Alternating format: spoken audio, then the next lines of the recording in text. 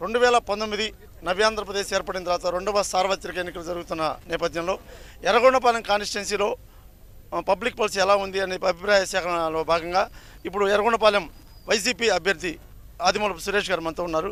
Sir చెప్పండి, ఆంధ్రప్రదేశ్ నవ్య ఆంధ్రప్రదేశ్ 2019 ఎన్నికల సందర్భంగా అత్యంత కీలకంగా జరుగుతున్న ఈ ఎన్నికల్లో వైఎస్ఆర్సీపీ గెలుపు మీద మీ ఆశాభావాన్ని చెప్పండి. రేపు జరగబోయే ఎన్నికల్లో 100% వైఎస్ఆర్ కాంగ్రెస్ పార్టీ అధికారంలోకి రాబోతుంది. అది కూడా అత్యంత పెద్ద మార్జిన్లో, అంటే ఈ రాష్ట్ర ప్రజలందరూ ఒక బలమైన తీర్పుని ఇవ్వబోతున్నారు. ఇది రెండవ సార్వత్రిక ఎన్నికలు మీరు అన్నట్టు. ఎందుకంటే నవ్యాంధ్ర ఏర్పాటు చేసిన తర్వాత వాళ్ళు ఆశించినంత మేరకు చంద్రబాబు నాయుడు గారు అభివృద్ధి చూపించలేకపోయారు. ఆయన చెప్పిన హామీలు ఏవి నెరవేర్చలేకపోయారు.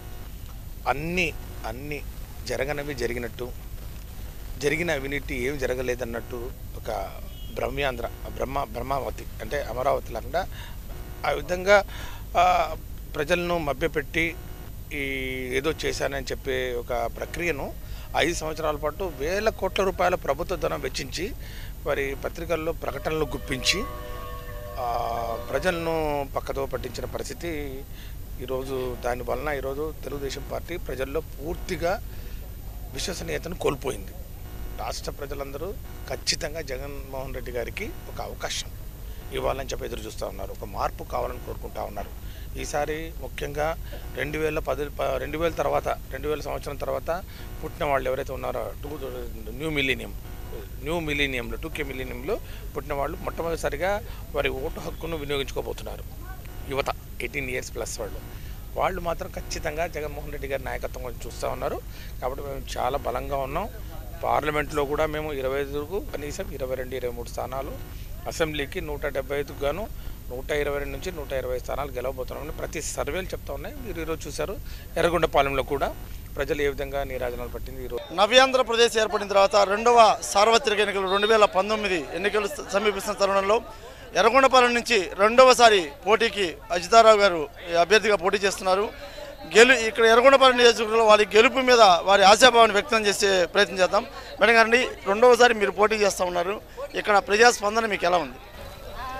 తెలుగుదేశం పార్టీ ఎప్పుడైనా కానీ కార్యకర్తల పార్టీ. కార్యకర్తల ఆశ మేరకు, వారి యొక్క కోరిక మేరకే ఈరోజు వాళ్ళ ఎమ్మెల్యే అభ్యర్థిగా నన్ను తీసుకోవడం జరిగింది. ఇలాగే అంతేకాకుండా వీళ్ళ యొక్క ఉత్సాహం కానీ వీళ్ళ యొక్క పట్టుదల కానీ చూసిందంటే ఈసారి ఎర్రగొండపాలెంలో అత్యధిక మెజారిటీతో వాళ్ళ అభ్యర్థిగా, వాళ్ళ సోదరిగా నన్ను ఆదరిస్తారని నాకు గట్టి నమ్మకం ఉంది. అలాగే వీళ్ళందరి తరపున మండలంలో అత్యధిక మెజారిటీ త్రిపురాంతకం నుండి వస్తుందని వీళ్ళందరూ ప్రామిస్ చేయడం జరిగింది. మా కోరిక, మా ఆశ అది. ఎర్రగొండపాలెంలో దీర్ఘకాలిక సమస్యను మీరు ఏం గుర్తించారు? ఇక్కడ ముఖ్యంగా ప్రజలకు సంబంధించినటువంటి ప్రధానమైన సమస్యలు ఏమని మీరు గుర్తించారు? కొన్ని గ్రామాల్లో సంక్షేమ పథకాలు అన్నీ బాగానే ఉన్నాయి. ప్రతి ఒక్క వర్గానికి, ప్రతి ఒక్కరికి లబ్ధి చేకూరే విధంగా ఎన్నో పథకాలని మన చంద్రబాబు నాయుడు గారు తీసుకురావడం జరిగింది. అలాగే త్రిపురాంతకంలో గుండెల మీద చేసుకొని మాకు లబ్ధి చేకూరని వాళ్ళు అనేవాళ్ళు ఎవ్వరూ లేరు. మీరందరి సాక్షిగా ఎవరినైనా అడగండి, ప్రతి ఒక్కరు సంతృప్తితో ఉన్నారు. అలాగే సంక్షేమ పథకాలు కానీ ఏమన్నా ఇక్కడ చేయాల్సిన ప్రాబ్లం అనేది ఏమంటే నీటి సమస్య ఒకటి ఉంది. అలాగే మురుగునీరు కాలువలు వేసే ఒకటి ఉంది. అలాగే కొన్ని కాలనీలో ఇప్పటికీ సిమెంట్ రోడ్లు అనేది రాలేదు. వాటిని కూడా మేము చేస్తామని. ఇప్పుడు ఎర్రగొండపాలెం కాన్స్టిట్యున్సీ తీసుకుంటే ప్రజలు ఒక విధానానికి ఫిక్స్ అయిపోయినట్టున్నారు. ఈ ఫిక్స్ అయిపోయిన విధానాన్ని మీరు ప్రభుత్వం వ్యతిరేకంగా భావిస్తారా, లేదా ఇక్కడ గతంలో జరిగిన ఎన్నికల్లో ప్రజల్ని మోసం చేసిన విధానాన్ని ఒకసారి దృష్టిలో పెట్టుకుని అట్లా ఆ విధంగా కసి పెంచుకున్నారనే విధంగా ఉన్నట్టు మీరేమనుకుంటారు? మీరు అన్నట్టు ప్రధానంగా మొదటి అంశం, ఈ ఎర్రగొండపాలెం ప్రజలు ప్రభుత్వం మీద పూర్తిగా నైరాశ్యంలో ఉన్నారు. నైరాశ్యంతో విరక్తితో ఉన్నారు. ఎందుకంటే ఆశించిన మేరకు ఇక్కడ ఈ ప్రాంతంలో ప్రభుత్వం నుంచి ఏ పథకాలు కానీ ఏ సంక్షేమ కార్యక్రమాలు కానీ జరగలేదు. ప్రధానంగా వెలుగొండ ప్రాజెక్టు మీద ప్రజలు చాలా ఆశలు పెట్టుకున్నారు. ఈ వెలుగొండ ప్రాజెక్టు పూర్తి చేయడానికి ప్రభుత్వం చొరవ తీసుకుంటుందని. ఎందుకంటే రాజశేఖర రెడ్డి గారు ఉన్నప్పుడు ఇది 3/4 భాగం రాజశేఖర రెడ్డి గారి కాలంలోనే పనులు జరిగాయి. టనల్ పనులు కానివ్వండి, కాలువ పనులు కానివ్వండి, ముఖ్యంగా ఈ యొక్క నిర్వాసితుల కాలనీలు ఇంతవరకు ఏమి చేయలేదు. వారికి రావాల్సిన ప్యాకేజీలు కానివ్వండి, వారికి కావాల్సినటువంటి కాలనీలు కానివ్వండి, ఇళ్ళు కానివ్వండి, ఏ ప్యాకేజీలు కానివ్వండి ఏవి రాలేదు. సో అది ప్రధాన అంశం ఈరోజు ఈ ప్రాంతంలో అభివృద్ధి అని వాళ్ళకి చెప్తుంటే వాళ్ళు చూపించే ఈ నియోజకవర్గ ప్రజలు చూపించే ప్రధానమైన అంశం వెలుగొండ ప్రాజెక్ట్. వెలుగొండ ప్రాజెక్ట్ ఏం చేశారని. దాని తర్వాత రెండోది నీటి కొరత, ప్లస్ మూడవది కరువు. 5 సంవత్సరాలు వరుసగా కరువుతో అల్లలాడిపోయిన ప్రాంతాలు ఇవి. కరువు నివారణకు ఒక శాశ్వత ప్రాతిపదిక మీద ఏమి చర్యలు చేపట్టలేదు. తాగునీరు కూడా ఇంకా చాలా గ్రామాల్లో తాగునీరు అందలేని పరిస్థితి ఉంది. ఈరోజు మేము కూడా పోతా ఉంటే ఎలక్షన్లో ఒకటే అజెండా, మాకు మంచినీళ్ళు ఇవ్వండి.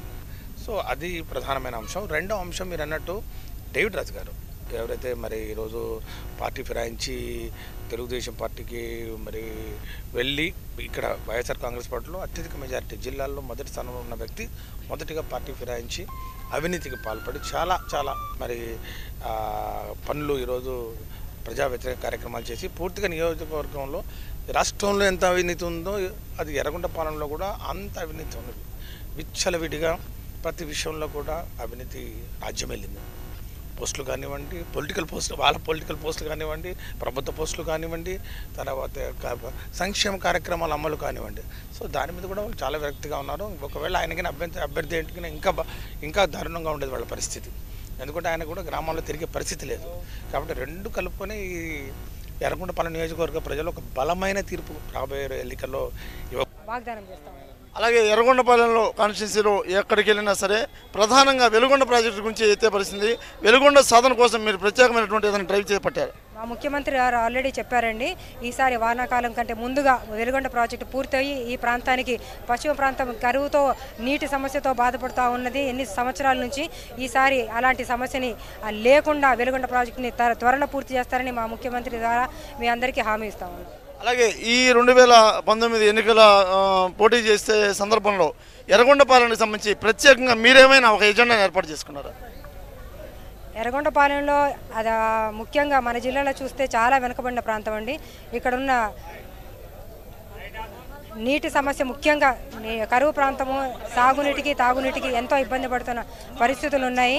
ఈ వెలుగొండ ప్రాజెక్టు పూర్తి అవడమే కాకుండా మరి పక్కా ప్లానింగ్తో ప్రతి ఒక్క ఊరికి నీటి సమస్యను తీర్చడం మా ఫస్ట్ ప్రయారిటీ.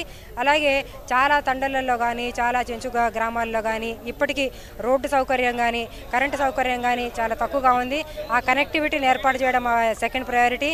అంతేకాకుండా మరి వైద్య సదుపాయానికి కూడా కొంత ఇబ్బందులు పడుతూ ఉన్నారు. దానికోసం మేము మొబైల్ అంబులెన్స్లను కూడా స్కీమ్ని తీసుకొచ్చి వాళ్ళకున్న సమస్యలు తీర్చడానికి ప్రయత్నం చేయడానికి తీర్మానించుకోబోతున్నారని చెప్పి నేను భావిస్తాను. మేము ఏదైతే ప్రజాభిప్రాయ సేకరణలో మేము కొంత తిరిగి ఉన్నామో ప్రతి చోట అక్షరం ముక్క రాని అమాయక సామాన్య ప్రజల దగ్గర నుండి వ్యాపారస్తులు కానీ అత్యున్నత చదువుకున్నటువంటి విద్యావంతులు కూడా ఈ వెలుగొండ ప్రాజెక్టు విషయంలో చాలా కసిగా ఉన్నారండి. ఈ వెలుగొండ ప్రాజెక్టు సాధనపై మీరు ఎలాంటి నిర్ణయం తీసుకోబోతున్నారు? మేము చాలా స్పష్టంగా చెప్తా ఉన్నాం. దీని సాధన కోసం అప్పుడున్నటువంటి మా ఎంపీ గారు ఎల్సీ వైవి సుబ్బారెడ్డి గారు పాదయాత్రలు చేశారు. 400 పైచిలుకు కిలోమీటర్లు 15 రోజుల పాటు పాదయాత్ర చేసి ప్రభుత్వం కళ్ళు తెరిపించాలని ప్రయత్నం చేశాం. ప్రభుత్వం ముద్దు నిద్రపోతా ఉంది. ముఖ్యమంత్రి గారు 16 సార్లు ప్రకాశం జిల్లాకు వచ్చారు. 5-6 సార్లు సమీక్షలు నిర్వహించారు. ఇదిగో 16 అంటాడు, 17 అంటాడు, 18 అంటాడు, సంక్రాంతి వారు అన్నట్టు సంక్రాంతి అన్నారు. సంక్రాంతి తర్వాత వర్షాకాలం అన్నారు. చాలా చాలా చాలా దుర్మార్గం. ఈరోజు మేము స్పష్టంగా చెప్తున్నాం. ఈరోజు జగన్మోహన్ రెడ్డి గారు అధికారం చేపట్టిన వెంటనే, ముఖ్యమంత్రి గారు అయిన వెంటనే 1.5 సంవత్సరాల కాలంలో అంటే 2020 డిసెంబర్ లోపల మొదటి దశ పనులు పూర్తి చేసుకొని ముఖ్యంగా ఎర్రగొండపాలెం నియోజకవర్గంలో 62,000 ఎకరాలకు సాగునీరు అందించే ఒక తిగిలేరు కాలువ, దాంట్లో T5 అనక చివరి బిట్టు అది కూడా అసంపూర్తిగా మిగిలి ఉంది. అది పూర్తి చేసుకొని ఆ 62,000 ఎకరాలకు సాగునీరు తాగునీరు అందించే ఒక కార్యక్రమానికి మేము కట్టుబడి ఉన్నాం, మాట కూడా ఇస్తున్నాం. అలాగే ఈ ఎర్రగొండపాలెం కాన్స్టిట్యున్సీకి సంబంధించి మీరు దీర్ఘకాలికంగా ఉండే సమస్యలు ఏమి గుర్తించారు, వాటిని మీరు ఏ విధంగా పరిష్కరించాలనుకుంటున్నారు? ఈరోజు నేను రాష్ట్ర వైఎస్ఆర్ కాంగ్రెస్ పార్టీ అధికార మేనిఫెస్టోతో మరి తయారీలో నేను కూడా సభ్యునిగా ఉన్నాను. 30 మంది సభ్యుల్లో నేను ఒక సభ్యునిగా ఉన్నాను. ఆ కార్యక్రమంలో పాల్గొన్న తర్వాత ఒక దిశానిర్దేశం, ఒక ముఖ్యంగా జగన్మోహన్ రెడ్డి గారి ఆలోచన విధానం మాకు అర్థమైంది. ఏ విధంగా ఆయన ప్రయారిటీస్ ఉన్నాయి. ఎందుకంటే 14 నెలలు ఆయన పాదయాత్ర చేసి 3 కోట్ల మంది ప్రజలు నేరుగా కలిసి వాళ్ళ కష్ట సుఖాలను తెలుసుకున్న తర్వాత ఇంకా ఒక వ్యక్తికి అంతకన్నా ఇక అవకాశము, ఒక అవగాహన ఇంకెక్కడ దొరకదు. సో జగన్మోహన్ రెడ్డి గారికి పరిపూర్ణమైన ఒక అవగాహన ఉంది ఈ రాష్ట్రంలో సమస్యలు ఏంటని. దాన్ని బేస్ చేసుకొని దాన్ని ప్రాతిపదిక మీద తీసుకొని ఎర్రగొండపాలెం నియోజకవర్గానికి కూడా నేను ఒక మేనిఫెస్టో తయారు చేసుకోవడం జరిగింది, నా ఓన్ మేనిఫెస్టో. ఆ మేనిఫెస్టోలో దాంట్లో భాగంగానే ఇక్కడ తాగునీరు, నేను ఇంతకుముందు చెప్పడం జరిగింది, తాగునీరు సమస్య ప్రధానమైన సమస్య. ముఖ్యంగా వెనుకబడిన వర్గాల వారికి ముఖ్యంగా అభివృద్ధి పదంలో వారిని ముందుకు తీసుకోవడానికి ఉపాధి కల్పన, పరిశ్రమలు నెలకొల్పడం, తర్వాత ముఖ్యంగా గ్రామాల్లో మంచి రోడ్లు, ప్రతి పంచాయతీకి మండల హెడ్ క్వార్టర్తో అనుసంధానం చేసే విధంగా 100% రోడ్లు 5 సంవత్సరాల కాలంలో పూర్తి చేయాలనే ఒక అజెండాతో మేము ముందుకు పోతాము. అవి చేసుకుంటాం. తాగునీరు అందరికీ అందిస్తాం. సాగర్ జలాలు కానివ్వండి, మరి వెలుగొండ ప్రాజెక్టు కానివ్వండి, ఏదైనా కూడా కృష్ణమ్మ నీళ్లను, కృష్ణమ్మ తల్లి గలగలలు ఈ ప్రాంతం మీద పారించే విధంగా ప్రధానమైన అజెండాగా ముందుకు పోవాలని మేము ప్లాన్ చేసుకున్నాం. ఏదైతే తెలుగుదేశం పార్టీ చెప్పి నిర్లక్ష్యం చేసిందో, ప్రకాశం జిల్లాని వెనుకబడిన జిల్లాగా ఇంకా అణగదొక్కే ప్రయత్నం చేసిందో, ఆ ప్రజల్లో ఉన్నటువంటి ఆ కసే మా గెలుపుకి శిరోధార్యం అంటున్నారు. ఏదైతే ప్రజలకి జగన్మోహన్ రెడ్డి గారి ఎజెండా ద్వారా, అదేవిధంగా మా ఎజెండా ద్వారా మేమైతే ప్రకటించామో, ఏదైతే మా వైఎస్సీపీ తరఫున నిలబడి తెలుగుదేశంలోకి వెళ్ళి ప్రజలని అవమానపరిచిన విధంగా ఉన్నటువంటి తెలుగుదేశం వైఖరి ఏదైతే ఉందో అదే మా విజయానికి తార్కాణం అంటున్నారు.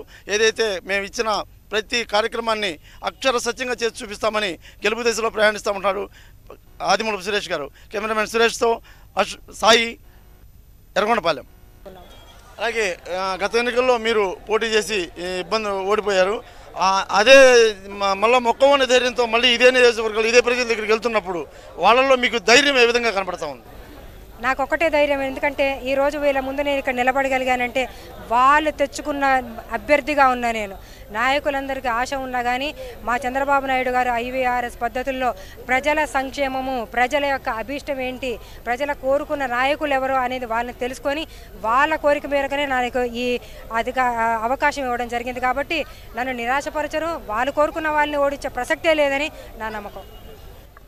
చివరిగా ఇక్కడ మీరు ఈ ఎర్రగొండపాలెం నియోజకవర్గ ఓటర్ని ఓటు ఏ విధంగా అడుగుతారు? మీ సోదరిగా నన్ను మీరు కోరి తెచ్చుకున్నారు. నన్ను విజయంతో మళ్ళీ ఇక్కడ తెచ్చుకుంటానని అత్యధిక మెజారిటీ ఎర్రగొండపాలెంలో ఇప్పటి నుంచి తెలుగుదేశం పార్టీ విజయకేతనం ఎగరేసి ఎప్పటికీ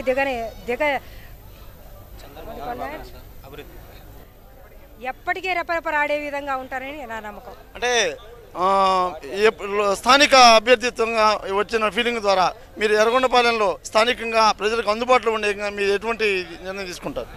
నేను గత ఎలక్షన్లో టైంలో చూసినాను, ఇప్పటికైనా చూశాను. నేను లోకల్ క్యాండిడేట్ కాబట్టి నా నివాసం కూడా ఎర్రగొండపాలెంలో ఉంది కాబట్టి నేను వీళ్ళకి అవైలబుల్ ఎప్పటికీ ఉంటాను. వీళ్ళకి ఇంకొక సౌలభ్యం ఏంటంటే ఏ టైంలో అయినా కానీ నాకు డైరెక్ట్గా కలిసే కనెక్టివిటీ అనేది వీళ్ళకి ఉంది. ఇది వీళ్ళందరూ ఎరుగుదురు. వాళ్ళ నమ్మకమే నన్ను ఇక్కడ నిలబెట్టింది. ఇది అజితారావు గారి భావన. ఏదైతే ప్రజలు గతంలో నన్ను ఓడించారో అదే ప్రజలు మేము అప్పుడు తప్పు చేశాము, మీలాంటి నాయకురాలే మాకు అవసరం అని చెప్పి వాళ్ళే పిలిచి నన్ను పోటీ చేయించారు. ఘనమైన విజయంతో నేను చంద్రబాబుకి ఈ సీట్ని గిఫ్ట్గా ఇవ్వబోతున్నానని చెప్పి ఆమె ఆశాభావం వ్యక్తం చేస్తున్నారు. కెమెరామెన్ అశోక్తో సాయి, TV8 ఎర్రగొండపాలెం.